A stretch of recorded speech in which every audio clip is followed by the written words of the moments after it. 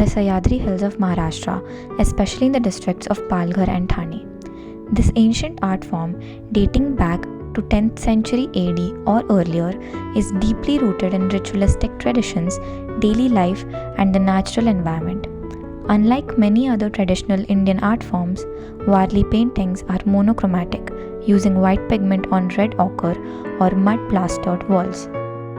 Warli art isn't just decoration, it is a language of expression for a community that lives closely with nature, using simple shapes like circles, triangles, and squares to depict complex scenes of life, work, worship, and community.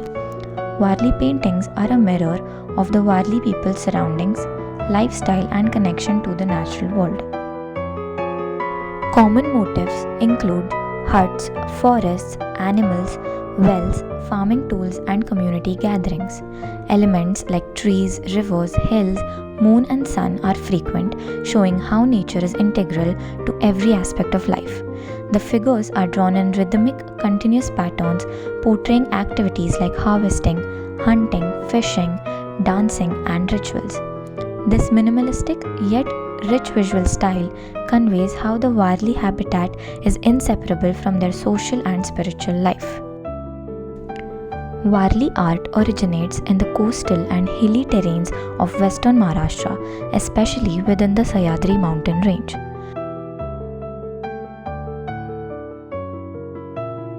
The terrain consists of forests, slopes, rivers, and rocky plateaus.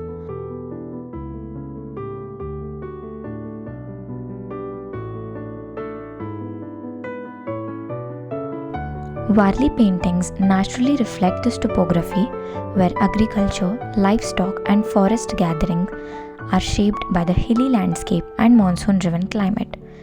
The presence of steppe farming, water channels, wells, and wildlife are shown in paintings, indicating how geography affects livelihood and culture.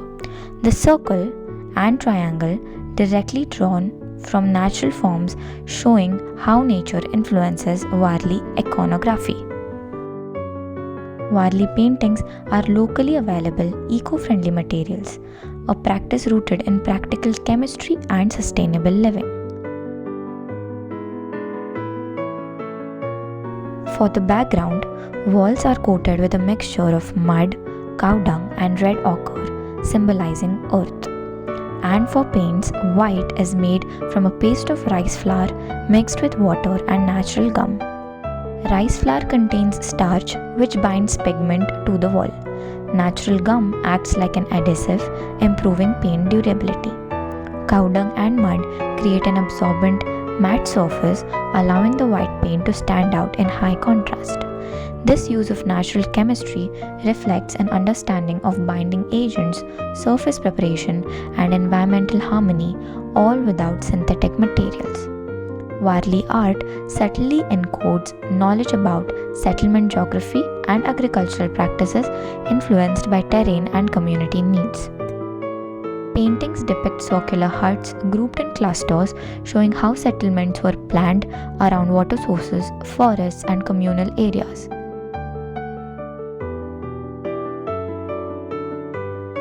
The square represents the sacred enclosure used during rituals, showing planned spiritual zones within villages. Layouts and paintings show livelihood zoning, fields, homes, grazing lands, and communal spaces, highlighting spatial planning based on natural topography. The repetitive use of central figures like trees or deities suggests a hub-based settlement design common in tribal planning. Paintings show plowing, sowing, harvesting, and festivals linked to crop cycles, indicating how monsoon and terrain influence agriculture. Practices like slash and burn, shifting cultivation, or rain-fed farming are visually documented through these scenes. Use of terraced farming in hilly areas is sometimes subtly shown with stepped lines.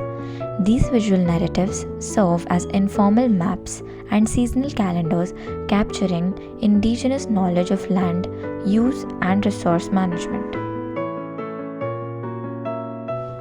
To conclude, Warli paintings are a powerful reminder that knowledge isn't confined to books or classrooms. It lives in tradition, observation, and daily life. Through their simple yet profound visual language, Warli paintings teach us what we often seek in academics: geography through landscapes, environmental science through natural elements, urban planning through village layouts, agriculture through seasonal cycles, and even chemistry through natural materials and sustainable practices. They are living textbooks created by communities in harmony with nature, showing us that wisdom passed down through art can be as rich and relevant as any formal education. Warli art encourages us to see learning not just as something to read, but something to live, feel, and create. Much like formal academics, Warli art documents, analyzes, and shares knowledge, but through a language of symbols, rituals, and collective memory. It proves that indigenous communities have long mastered complex systems